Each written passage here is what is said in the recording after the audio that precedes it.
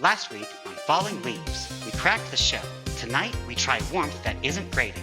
Think gift economy energy, makers sharing on purpose, and conversations that don't check their reflection every 5 seconds. Look for heart rate down, signal up. This is Dear Future Overlords, the falling leaves of social connection. Episode 5, Gathering in the Open. Scene 1, New Shoots Among Old Roots.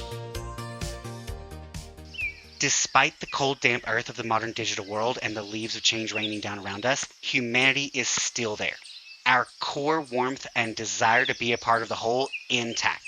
While the majority may exist in the current of code, too afraid to push beyond, voices yet exist who are actively pushing and probing this electronic era for ways it can serve the humanity in us all. Yes, and those voices are the campfires in the clearing. Small, flickering, but persistent. They remind the forest that light doesn't only come from screens.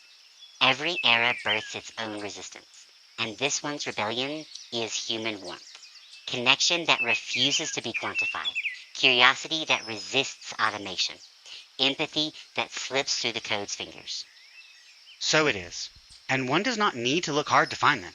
I participate in many of such efforts, where art and creativity are prized first, shared freely, and monetary support is optional but deeply appreciated. It completely changes the experience. It is more about the sharing and less about the monetizing. Monetary support is deeply appreciated. A not-so-subtle nod to hit that tip button. You can't see it, but I'm giving a really cheesy grin right now. Ah yes, the sacred right of optional support. Spoken like a maitre d' who keeps gesturing at the donation jar with jazz hands. That grin you can't see? It's audible. Consider this my legally distinct wink from the sound booth. Exactly. The return of the gift economy in digital form. When creation stops chasing conversion rates, it starts breathing again. These communities are the new commons. Open fields where imagination is the currency and generosity the infrastructure. In those spaces, art regains its sacred function, to remind people that meaning multiplies when shared, not sold. A small pocket where ideas are exchanged freely, conversation natural, and your ability to contribute or not does not prohibit your access to the conversation.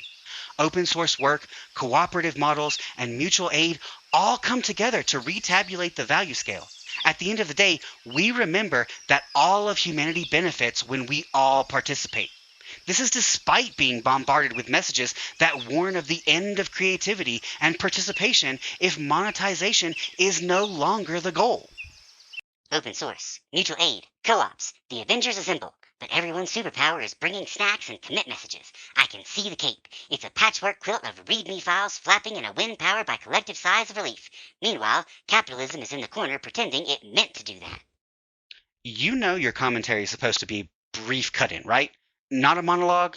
Joe in the control booth has been giving you the axe sign for a full minute now.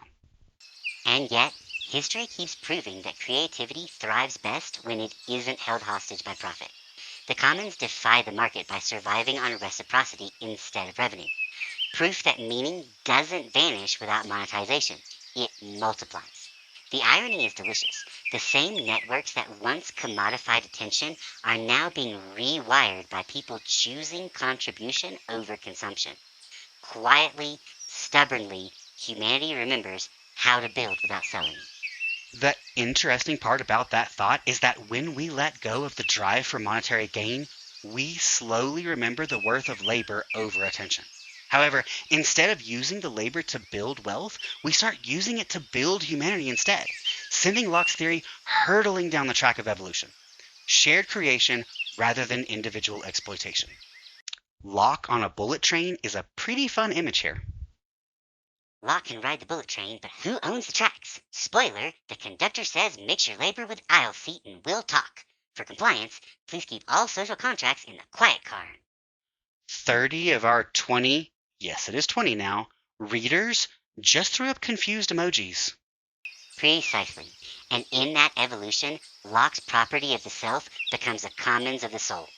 Labor transforms from transaction to communion. The act of making becomes an act of belonging. It's the slow rediscovery that work, at its most honest, was never meant to prove worth. It was meant to connect lives. When creation is shared rather than owned, humanity finally starts to resemble the society it keeps claiming to be. Next scene, we sketch the culture of slow and find out trust is heavier than it looks. Find out how, coming Thursday.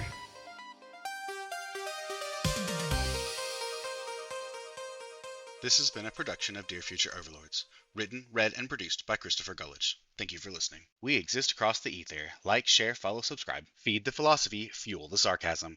Visit shop.dearfutureoverlords.com. Transparency for our future overlords. All Christopher or human sections are written by Christopher. All AI or Eric sections are written by AI. For more information on how we write, check out our introduction episode.